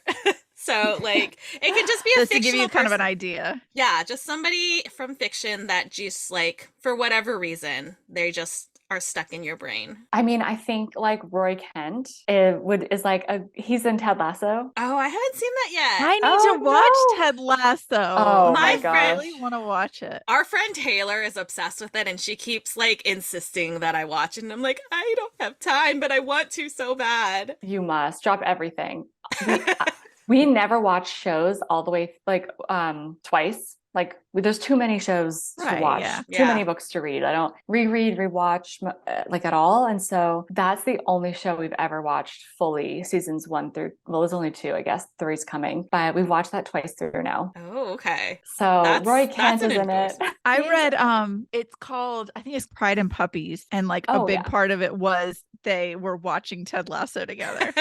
All right, so that's gonna get moved to the I top think of our it was list. Pride and Puppies. I need that's Yeah. I think a forever book as well. I think I so. think Yeah. so, I was yeah. thinking that too. Yeah, I want to say that that's like the show somebody gets injured and they're like chilling out and they're like, I'm gonna just sit with you. And I want to say like that's their bonding thing is they're watching. I'm 99% sure it's Ted Lasso. That's getting bumped up the list now. Like that's such That's an getting endorsement. bumped. To Yeah, be like, we don't rewatch things and to know that you've rewatched it. Like I feel like that's Yes, that's an super endorsement. rare. honor. Yeah. Yeah. It really is an endorsement. I should become sponsored by them. Yeah, let's do it. Ted Lasso. Hey. Mandy, Ted Mandy. Lasso, Apple TV. So we do this thing where I manifest things to happen, and a lot of times they have. It was Quite an a few of- accident. The first time she did it, it was like a throwaway kind of thing, and then it happened. What was and so it? now I don't remember. I can't remember. But like One of recent- them, I called out, and I don't want to, like, I can't say yet because it's like a month or so away. We already knew you were booked, and we couldn't say that you were going to be on either because we don't want to, like, in case anything happens. But I called out someone's name, and I was like, "You're going to want to come on our podcast." And then, like 2 days later, they were messaging both of us, like, "Hey, I'd love to come on your podcast." And I was just like, we manifested What? this. Oh my we gosh, call- that is yeah. wild. So it Mandy, was last season, the first time I did it. I can't remember what it was, but it I was don't like remember, but it's been so like shock- 3 or 4 times. Literally, like we call it Mandy's little like magic ASMR, and Yeah. so she like manifests things. So we're gonna manifest this right now. Okay, Okay. Mandy. Ooh. All right, Ted Lasso creators. Hello. Welcome to the Incoherent Fangirl. Everything is very incoherent here. Lauren is team Ted Lasso, like glowing endorsements, and she needs to be funded by you. Okay. She needs some paper because I mean, she's out here doing the Lord's work, she's gotten us to watch it. We're gonna watch it now.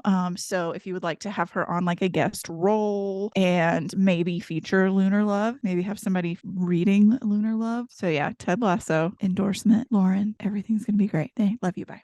Weird. It works. It's It worked works. a I'll few let you times. know in a few days when I get the call. It's I would like to be the first notification. Oh, I know what it was. I know what the other one was. Okay. This season, I can't remember what the first couple, because there's been like a few random ones. You were talking about Harper Collins, and you were like, when you're listening to this, listeners, it's day blah blah blah. And I was like, well, we're gonna manifest that Harper Collins is gonna get their heads out of their asses and come to the bargaining table. And like the day before we recorded again, they did.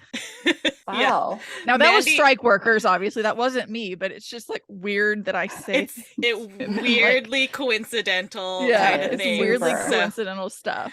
So if you get a call from Ted Lasso, just let him It's know. all on your It's- merit. It'll just be my coincidental Oh, nice. leaning into my microphone saying weird things. You don't know who's listening. So there we have it. All right, I I'm love gonna it. keep an Thank eye. you. I'm gonna like purposefully when I watch it now be thinking about this Roy guy, being like, Lauren said this is the guy. He is grumpy I and love a like grumpy he's an older soccer player, right? So like a lot of the soccer players are very young and he's like probably like 35 or 8. But like right, you're like, okay. And he is just a little bit slower, so he's grumpy about this. And but he's a really good guy at heart. And like there's his niece and he's so like loving toward her. And then Keely, who is the woman in it, is his love interest, and she's this just like ball of sunshine. And it's so fun to watch them. And he's just like he literally like grunts. He's the inspo for like a lot of like I think upcoming rom-coms, but he's great. I love this. I love it. All right, I'm 100% in. I will be texting you live updates as I watch. Please. I when I was reading Lunar Love, I was like live updating Lauren as I read, and I was like, I'm so sorry, but I can't. I have to react to somebody. Nobody else has read this. I need to react to somebody. It was so funny you did that, and I like went to sleep, and I was like, oh no, she's texting me. I'm so tired. I went to bed, and I was like, okay, I'm gonna have to respond to her in the morning. She doesn't understand the East Coast. I don't understand East Coast life. That's true. I was like, she's gonna think I just totally ghosted her. To be fair, Mandy is in Georgia, and I'm constantly texting her, and I like have no concept of time zones, so I'm just like, if I don't see a response, I just assume somebody's asleep. Okay. Well, and Karin doesn't sleep in general. I'm somehow both a night owl robot and a morning person. Wow. Yeah, so it's a wreck on my sleep schedule. So yeah, Mandy's not kidding. Like I just don't. She'll sleep like an hour. She'll go to bed for an hour, and then she's up and she's like, I'm going to work, and I'm like, so bad. Don't kill everyone. Wow. It's so bad. Yeah. Oh my God. All right, I have a question on that. Go ahead. Yeah, I was gonna say, since Karin stole my favorite question, Okay. About the fictional boyfriend. No, it's okay. What books are you reading, or like, do you have books that you recommend that you've read? That was lately? my next question. And this is like truly, you're like, how I've never read a book. Like, yes, I know. Right? It is so hard. I finished a book today, and it's a HarperCollins book, so I'm gonna like not review it until. But like I need to jot things down for myself because I don't remember anything. I just finished it, and I'm like, I know. Have I ever read a book? I don't. I can't even remember the number of times we've been like, have I ever read? What's a book? Like, because we get so flustered. What are words? Totally. There's so many you want to like talk about, and then there's so many you haven't even read that you're like, oh, I want to read this one. Mm-hmm. I'm currently reading The Rachel Experiment by Lisa Lynn. I did get it. I'm so jealous. So Lauren and Lisa did like an Instagram live, and they were talking about this, and I was just like, if this ends up in my inbox, I wouldn't mind. I'm it should so totally, jealous. It should totally. Yeah, I'm you need so to read jealous. it. So I'm in the middle of that. I mean, let me just like see what's around me right now. I started this last night. Ooh, what is that? It's called The Writing Retreat, and it's a thriller. Do you want to read it? Just literally earlier before you came in, we were I was making a joke about how we were gonna go to a writing retreat together in London. I did an ASMR about it. So it's just really thriller, though. It's just really funny that is the title of the book that you pulled up. So is because it good it's happening. It's starting to happen. Yeah. It's part of the manifestation process. Hey. Oh my gosh. So tell us about it. Yeah. It is about these two best friends had a falling out, and there's this writer who hosts this retreat at her house, and like a handful of people get selected. They both get selected, and they have to write an entire novel in that month in order, and then somebody will win like a 7-figure deal. But then I think somebody ends up dead. Wow. And then it kind of gives me like Stephen King vibes. The what was that one in the snowy labyrinth? Shining. The Shining. It kind of like I'm at the point where they just arrive at the house, the retreat. So I don't know what's going to happen, but it sounds so good. Oh yeah. I feel like I want to read that now. I know. I'm adding that to my list right now. Yeah. Karin knows I've been looking for a thriller, and so I'm hoping this will be it. I was gonna be like, you write romance, but is that your main genre that you read, or is like you said you're looking for thrillers? Like, tell us about this. Yeah, I do mostly read romantic comedy, but I also love nonfiction, and I do a lot of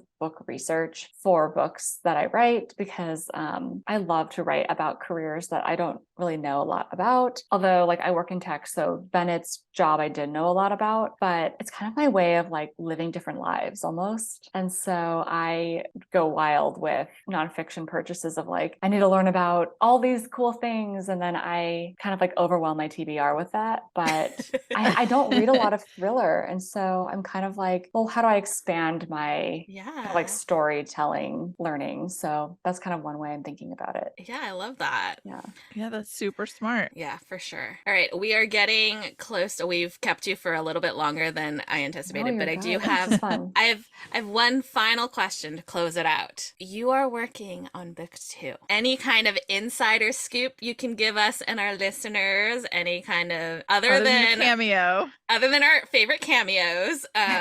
Anything else we can look forward to? Any snippets? Yeah. So I love to write about myth being rooted in reality and like how does that affect day to day and characters' beliefs. And so I don't go the fantasy route. I kind of like really try to think about how that might manifest into a character's day to day. So book 2 is about the red thread of fate, which is a Chinese myth. It's a myth in a couple of cultures, but I'm taking it from the Chinese myth where the god of love and marriage ties a red string to the ankles of two people and your thread can tangle, but it will never break. And so eventually you'll find the person at the other end of your red string. And so it really touches on soulmates and fate and what does that look like when one character believes it, but the other character doesn't. So I guess that'd be like a little bit opposites attract. Yeah, it takes place in New York and LA. So we're going to get a little bit of both coasts, which I'm excited about because I lived in New York and I love it so much. So I'm excited to like showcase that in a book. Oh, I love it. That is I'm so exciting. I can't wait and I need to read it right now. Yeah, I'm so excited. I can't wait. We'll both get advanced copies. Oh, I'm so excited. Yeah. But yeah, that sounds so good. That sounds so good. Yeah, I was telling Lauren, I was like, I'm really hoping that the next one like forever picks me to get an advanced copy again because I need the collection. Like I have Lunar Love as an arc. I have a finished copy which has love notes in it. Everybody be jealous. And it made me so happy when I opened it. I'm like, she wrote me a poem.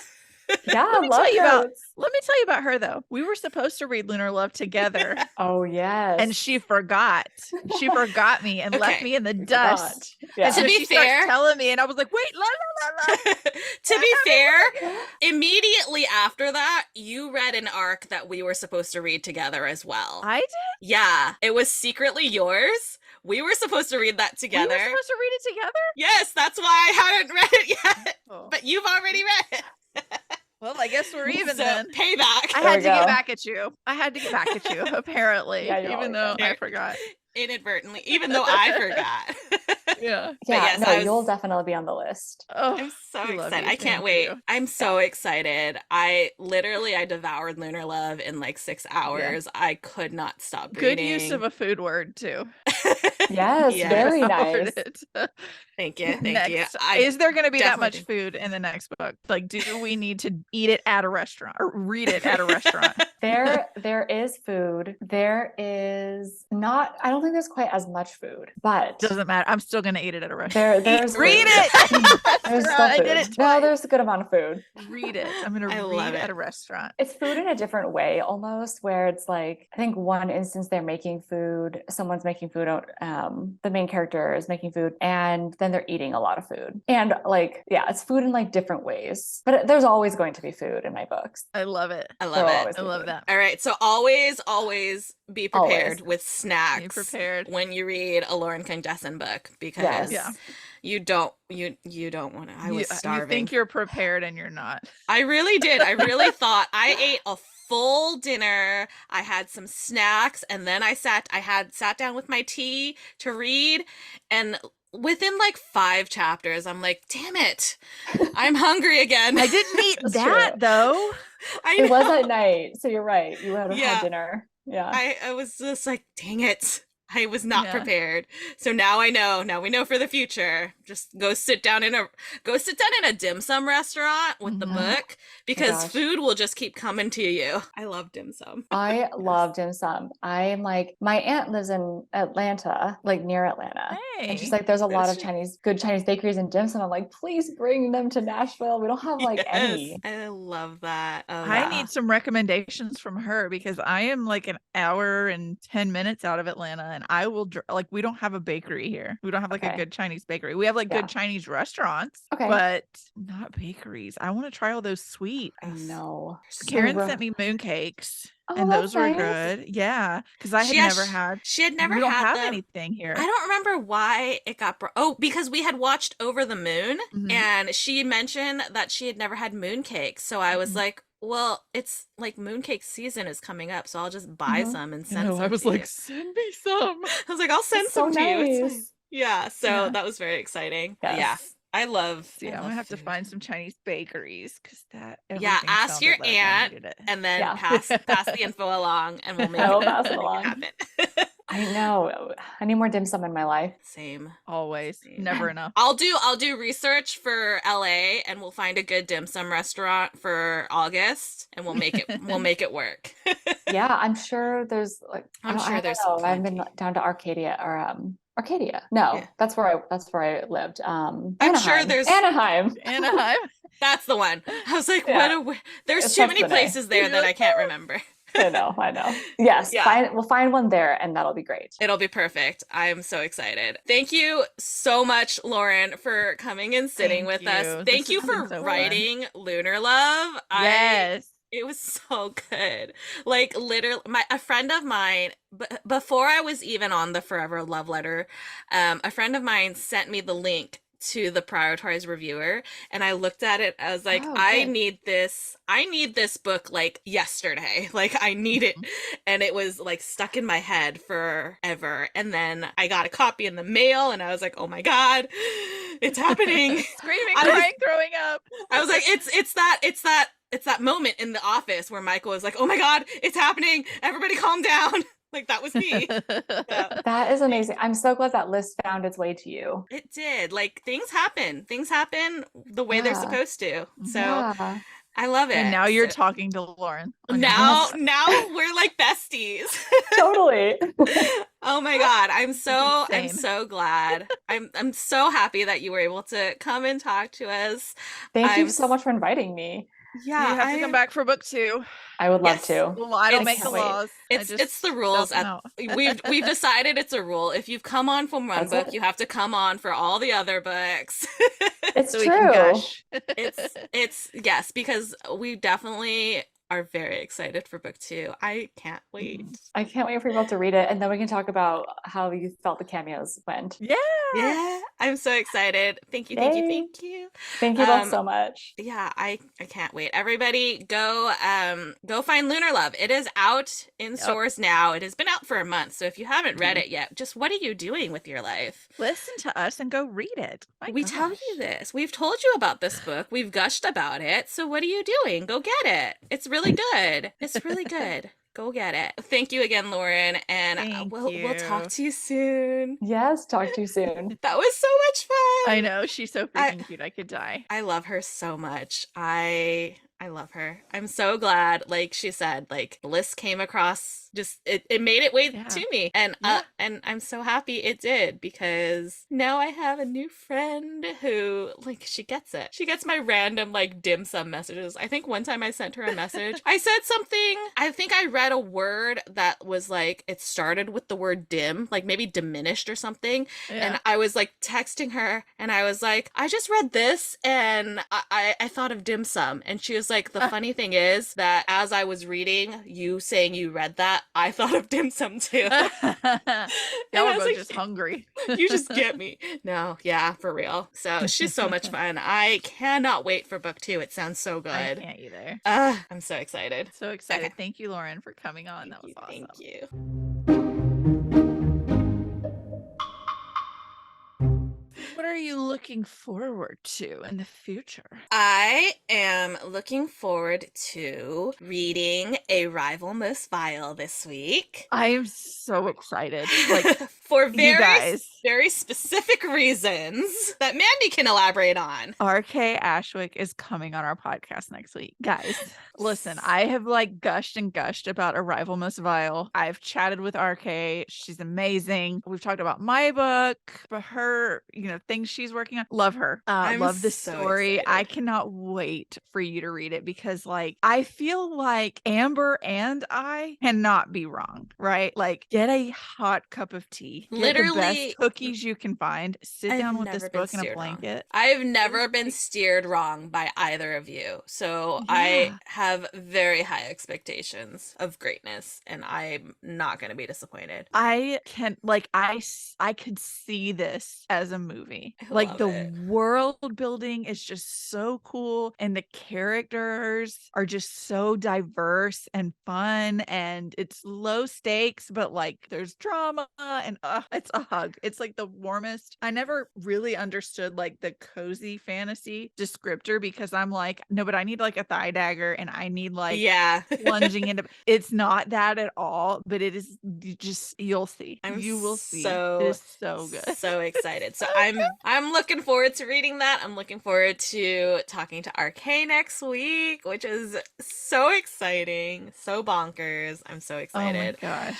I'm not looking forward to my daughter turning 8. Rude. It should be against the law for her to grow up, but it's happening. My little Valentine's baby is about to be 8. I'm about to be a mother to an 8-year-old. Disrespectful. I don't like it. What you need to do, get some really heavy books, put them on her head. She'll stop growing. I tell her every now and then, I'm like, can I just shrink you back down? Like I will squish her. Literally, I will take my hands and squish her. Be like, you just go back to the tiny baby. And she's like, Mommy, that's not how it works. I'm like, why not? Well, it's how it should work. Yeah. How dare you grow up? If I had my way, all of my little kids would be either 9 months old where they're that like squishy, like they're big enough that they can sit up and like smile at you and like they know who different people are and like they're just squishy, or I'd have them at 3 years old when they can like have a conversation with you, but they're just like so mesmerized by the world. Everything's like, still brand new. Everything's still brand new, but they can like go potty on their own. You don't have to change diapers. So yes, all of my babies would be either 9 months or 3. If only. The primo ages. All right, what are you anticipating? Speaking of all these hellish children growing up, my baby niece's birthday party is 2 days from when we're recording. My sister is frantic right now.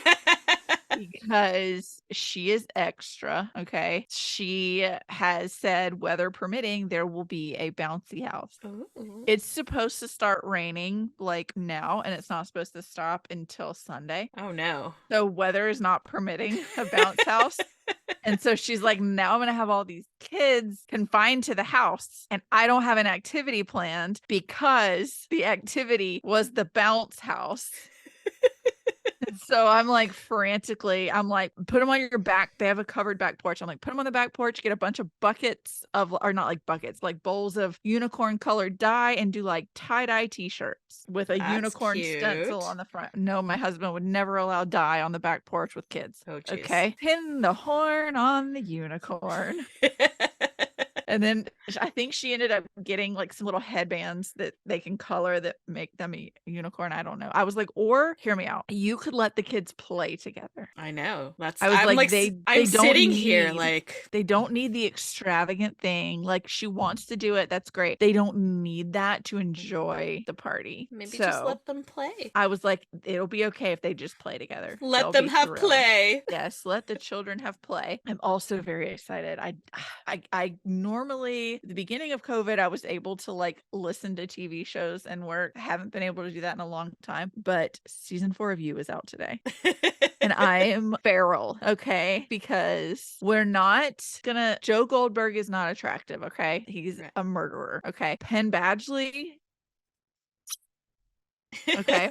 We can differentiate, Yeah. but the addiction that I have to this show is slightly unparalleled. Like, I don't think Josh ever finished last season because it is one of the rare times that I was up until like 4 a.m. because I could not go to sleep. And he was like, I don't know how you're still just like late. I can't. I got to get up and have a break. You're So, channeling me. yeah. So between the baby's birthday party, I got a lot of stuff to cook tomorrow for that. I'm gonna be watching season 4 of You where he's gone to Europe. Oh my God, I can't wait. And then I also next weekend we're going to Heart Support Festival. So it's like a music festival. It's 2-day long. And I don't know, like I didn't know this until today. Have you ever heard of like the organization Heart Support? Mm-mm. So it is a mental health awareness foundation, and it was founded by Jake Lors, he's the front man for a Grammy nominated metal band called August Burns Red, which I have What? like listened to August Burns Red for years.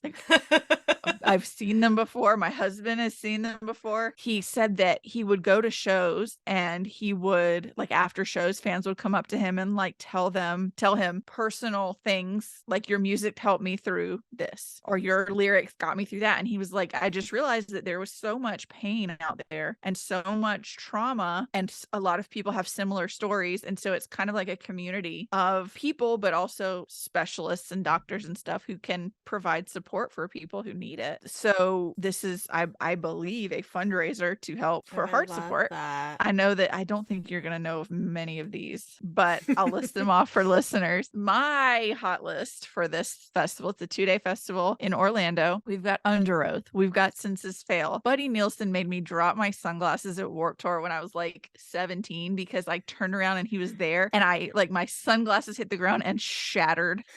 And I will never forget that because it was like, okay, you've written a lot of songs that I really freaking love. And here you are. We've got The Devil Wears Prada. We've got Hawthorne Heights, Spirit Box, Dance Gavin Dance, Rise Against, 4 Year Strong, and August Burns Red. And there's more that I'm missing. 68 is going to be there.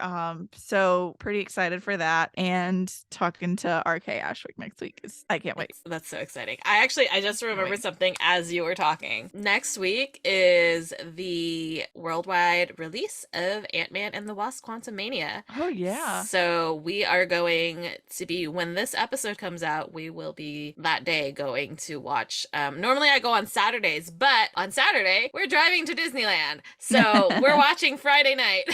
So I'm looking forward to seeing Paul Rudd hopefully not die. Yeah. I'm anxious. I don't want to think. I need to get the Scott Lang book, by the way. Yeah, me too. For listeners who don't know, they're putting out the book that is in the movie that Scott Lang has written. They have created into an actual real life book that you can pre-order. Yeah. It's obviously it's not a book written by Scott Lang. It's kind of like a movie tie-in kind of book to Quantumania. So, but yeah, I would love to have a book that has Paul Rudd's face on the cover. Yeah. So Yeah, we've got to get that. I don't I'm know when looking we're forward- going. I don't know if we're going before we go to Orlando or once we get back. we'll I'm see. gonna defer to Josh on that one. Yeah, we're going Friday night, so I'm looking forward to that and being very quiet until I know Mandy has seen it. Yes, we'll coordinate. Yeah, we usually do because we need to. There's feelings to be had. Yeah. Oh my Alright, goodness. I think we've covered all of our That's all of our everything. segments, and we need to give a We need to spiel. Yeah, because, and just like last week, we had it in Schroeder this week. So there will be no fangirl freestyle, which is great for us because that involves a lot more thinking than any of the other Yep. segments. Y'all don't even realize. You have no idea. So thanks to our guest for giving us a little less work. Yes, bless you. So we will go into the spiel. If you enjoyed this episode, please like, follow, and subscribe to the podcast wherever you are listening. You can also follow us on social media. We're on Instagram and TikTok at The Incoherent Fangirl, on Twitter at Incoherent Girls, because Twitter's the worst. Worst. They're really the worst. You can also go over to Facebook and like our Facebook page because that's a thing that will help you keep updated with us as well, I think. And then head over to our website, theincoherentfangirl.com, which is where you can also stream all of our episodes if you prefer to do it that way. Our blog is also hosted there with all of our longer book and movie and etc. reviews. Right. There is also a section if you are an author or you are a publicist for an author or you have any relation to an author whatsoever, you can go to the section called For Authors. And there's a couple And forms you can fill out. tell Come us. join Yeah, us tell on the us all about podcast. the things. Tell us everything. We would love to hear about it. We would love to have you on. And then, where am I at? You can also subscribe to our Patreon. I looked over it and forgot what bullet point I was at. That's You okay. can The show dog is trying to jump up on my desk, and I keep trying to like shoo him away or I need him to commit, and he won't do that. So of course, he's a man. dramatic. Commit. You can also subscribe to our Patreon. Go to theincoherentfangirl.com/Patreon. There is a $3 and $8 tier, and you could be watching us on a YouTube video. I did the Gen Z heart at the beginning of this episode. Yeah, twice. it was You could very have seen impressive. it. You could have seen it. You could have seen Saint's super handsome face. Oh, Super his handsome. beautiful face. I can't Show you believe it. again. She's got such a hot dad. He's so beautiful. He Ugh. looks very menacing far back. Yeah, but That up close. eye. Yeah. But up close. He's beautiful. So you could see my new haircut, guys. Yes, my daughter very says beautiful. my daughter says I'm very pretty and very cute. So trust Your that co-host almost says 8 year. it too. So yeah. So head on over to Patreon and subscribe. You could be seeing all this fun stuff. If you have any questions, comments, concerns, suggestions, just want to chat with us because you like us, feel free to send us an email, theincoherentfangirl@gmail.com. We love hearing from y'all. Also, our Instagram DMs are open, so you can send us a DM there because I know some people don't like to send emails. I get anxiety sending emails sometimes, so just I get slide into the anxiety DMs. doing all of the things. That's true, that too. Yeah. Anything to do with people. And one last thing you could do to help support us, take a few seconds. You can rate and review the podcast on whatever platform you're listening to us on. That would be amazing. That would make us very Yes. happy. Oh my gosh, reading people's reviews, I would die. Makes me so happy. So please do that. And she is at Mandy Purr on all the things. And she is at Ms. Made in China on all the things. And after you followed us and the podcast, you can visit our internet besties. We love them. We love our besties. Head on over to herecomesthenerd.com. You can use code FANGIRL to get 20% off your first order. Then head to onceuponabookclub.com and use code Mandy10 for 10% off. After that, you're gonna need some tea to All sip that on. shopping will make you thirsty. Yeah, you need to get a little cozy with some tea. Go Yeah. over to grimoiretea.com. You can use code FANGIRLT to get 10% off your order. But remember, there is no I in fangirl. FANGRLTEA. And last but certainly not least, our podcast bestie favorite author, Amber D. Lewis. If you head to her website, amberdlewis.com, and use code FANGIRL10 for 10% off your order. Yay, we love our This is so besties. Exciting. Do some shopping. Let them know that we sent you because it makes me Yeah. really happy when we get those little notes. Like Mhm. I got sent here by the Incoherent fan. It makes me so happy. Like I feel so Yeah. warm and And fuzzy inside. it can make you happy too because retail therapy never hurt anybody. Self-care, y'all. It's self-care. Retail therapy is self-care. Books and tea Mm-hmm. and cute little fandom pins. Mm-hmm. I mean, All the self-care, y'all. All the serotonin. self-care. Pure Mhm. serotonin. Exactly. So do it. If you don't do it for us, do it for yourself. Yeah, we're only thinking of you here. Obviously. What do you think we are? We love you. Thank you so, so much for listening. And that was the Incoherent Fangirl with Lauren Conjesson. Thank you, thank you, thank you. We love We you. love you. Bye. Bye. We are sponsored by our friends at Here Comes the Nerd. Pins, stickers, magnets, and more. Here Comes the Nerd has happy art for all fandom-loving hearts. New customers can use coupon code FANGIRL during checkout for 20% off their first order at herecomesthenerd.com. Coupon applies to ready-to-ship items only.